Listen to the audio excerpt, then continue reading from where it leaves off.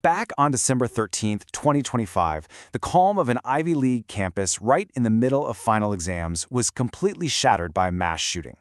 What came next was a truly tragic series of events and a 5-day manhunt that had the entire nation watching. So in this explainer, we're going to break down exactly what happened, the investigation that followed, and the lasting impact this had on the community and really the country.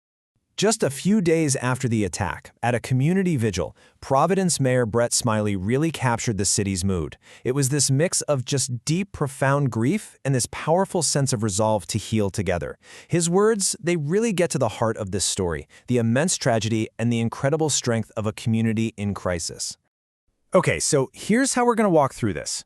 We'll start with the tragedy at Brown University itself, and then we'll follow the timeline of the attacks. From there, we'll dive into the massive 5-day manhunt, see how the community responded, and then look at the political fallout. And finally, we'll cover the key questions that still don't have answers. All right, let's start at the very beginning, on the Brown University campus, with the incident that set this devastating chain of events into motion. You have to picture the scene. It's the second day of final exam week. It's a time that should be all about academic stress, not fear. A gunman who was masked and carrying 2 9mm handguns walked into room 166 of the Barnes and Holly building. Students were in there for an optional economics review session, and he just began firing. The human cost was immediate and just devastating. 2 students were killed and 9 others were wounded. And to be clear, every single one of the victims inside that classroom was a student at Brown University. Now, to really understand how this crisis escalated, let's lay out a chronological breakdown of the key events as they happened. So the attack itself started around 4 p.m. and the first campus alert went out at 4:22. But, those first few hours were filled with so much confusion. At 4:50 p.m., an alert went out that mistakenly claimed a suspect was in custody. That was retracted just 20 minutes later, which, as you can imagine, just added to the chaos and the fear on campus. But the violence, it didn't stop at Brown. And this is where the story takes a major turn. 2 days later, the crisis escalated when an MIT physics professor, Nuno Loureiro, was shot and killed in his apartment building over in Brookline, Massachusetts. This second killing blew the investigation wide open, suggesting the attacks were part of a planned spree. Okay, so now you have attacks in 2 different states, and that kicked off this massive multi-agency manhunt to find the person responsible. The police started with grainy security footage, but the real breakthrough, well, it came from a pretty unexpected place. A Reddit user who said they were a homeless Brown graduate posted a tip about a suspicious gray Nissan Sentra. Police later said this tip was absolutely instrumental.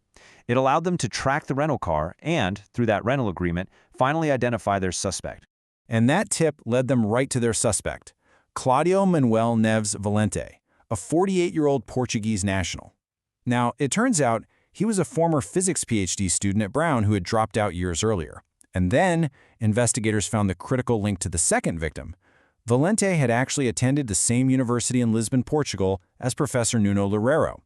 So while this huge, nationwide manhunt was unfolding, the community back in Providence had to start the incredibly difficult process of grieving and trying to support one another. And this quote from a student at a nearby university, wow, it really captures how this hit home for so many people.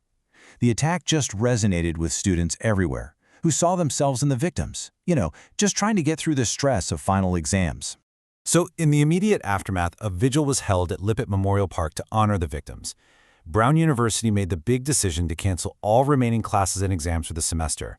And as messages of support just poured in from all over the academic world, the university formally identified the 2 students who lost their lives, Ella Cook and Mohammed Aziz Umarzokov. As you can imagine, as the community was grieving, the shockwaves from this event started to spread, and it quickly became part of a much larger national conversation that touched on ongoing debates about immigration and gun policy. Right after authorities announced that Valente had been found dead by suicide, President Trump responded by suspending the diversity immigrant visa program.